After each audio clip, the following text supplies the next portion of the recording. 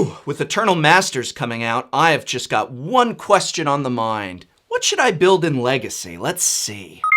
All right, what do we got here? We got Counterbalance. Merfolk. Nah, everyone will hate me. High Tide. I have no idea how that works. Huh. Charbelcher. That's an affordable Legacy deck. Hi, I'm Hoogie, the MTG assistant. It looks like you are trying to build a Magic deck. Would you like some help? Hoogie is so annoying, but he builds pretty good decks. It looks like you are trying to build a Legacy deck. May I suggest playing Modern instead? Would you like me to guide you through Modern Kiki Court? No, we're building Legacy. Are you sure? The correct answer really is Modern. Enough of your sass. Just let me build a Legacy deck, Hoogie. All right, we'll build Legacy. It looks like you want to build Charbelcher, so I guess you're not all bad. Uh-huh. Let me just import this Belcher deck list from 2011, and we're all done. Good thing Legacy never changes. It looks like you don't know what you're talking about. Though slightly inferior to Modern, Legacy is still a dynamic format where deck lists grow, evolve, and refine over time. Are you sure about that? Let's build an actual competitive Charbelcher deck instead. All right, Legacy Charbelcher, which I can only assume is mono red goblin aggro. Let's go. It looks like you really don't know what you're talking about. Charbelcher is nothing like the deck you describe. Would you like a tutorial on Charbelcher? Okay. Great. Before we begin, it looks like some of your artwork needs updating.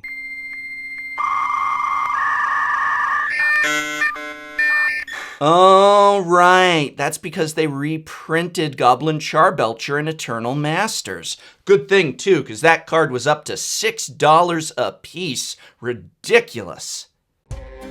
Goblin Charbelcher, also known as just Belcher for short, is one of the most polarizing decks in the Legacy format. Ha! That's exactly what Aaron Campbell said about Legacy Dredge in her video. It is the definition of... Do Legacy players have some kind of persecution complex about the decks they play? Can I please just continue?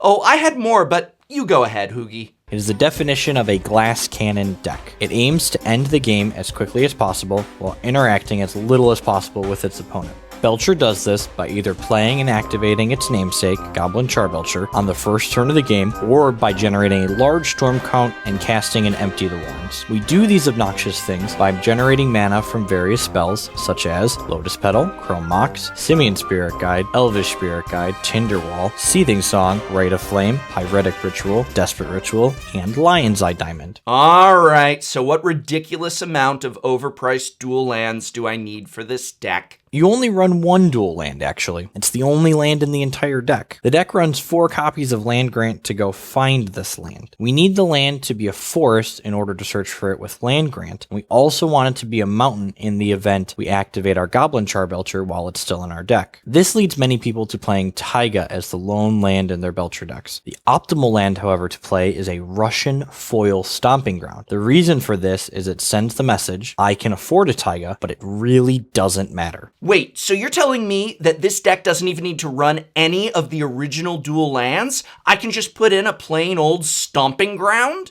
Russian Foil Stomping Ground. Send a message. No, but...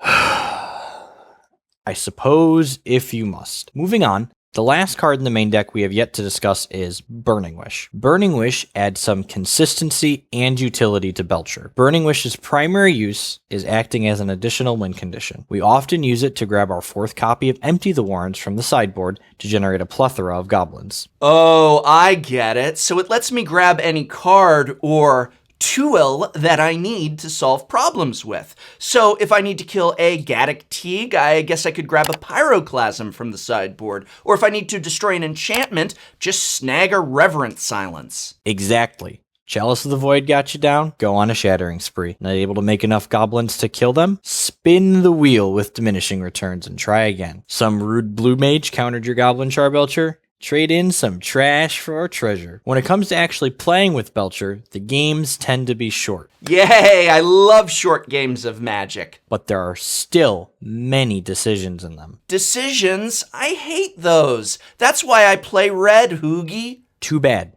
Decisions here are critical. Because you are often only taking a single turn, the cards you start with are the most important decision you make every game. When examining your opening hands, there are 3 things you need to take note of. First, you need to make sure you have one of your win conditions in the form of Goblin Charbelcher, Empty the Warrens, or Burning Wish. Second, you need to be sure you have a way to start making mana. Spirit Guides, Lotus Petal, Chrome Mox, Land Grant, and even Taiga are all starters that make mana on their own. Finally, you need to be sure your hand makes enough mana to provide relevant action. 7 mana is the most you will need, and this will kill your opponent with Goblin Charbelcher. Just 4 mana is enough when you are storming off with Empty the Warrens naturally, but you will need 6 mana if you are utilizing a Burning Wish to get Empty the Warrens. When it comes to sideboarding with Belcher, things are fairly straightforward. If your opponent is playing Force of Will, you bring in Xantid Swarms and Red Elemental Blasts. Generally, I like to trim 2 copies of Burning Wish, a Lion's Eye Diamond, a Seething Song, and 2 Pyretic Rituals. If your opponent is playing artifact-based disruption, such as Chalice of the Void, you bring in Ancient Grudge and Shattering Spree. Trimming Pyretic Ritual is fine in these matches as well. The remaining cards in the sideboard are there for Burning Wish targets when you need them, and often are never boarded into the main deck. While playing Goblin Charbelcher is not for everyone, if you enjoy being the one asking the questions in a match of Magic, it might just be the deck for you. Not to mention, win or lose, you will almost always have time to go and find lunch after your match. Wow, Goblin Charbelcher is an affordable and unique deck for the Legacy format. Wait, why am I playing that? Let's build something in blue that uses Brainstorm.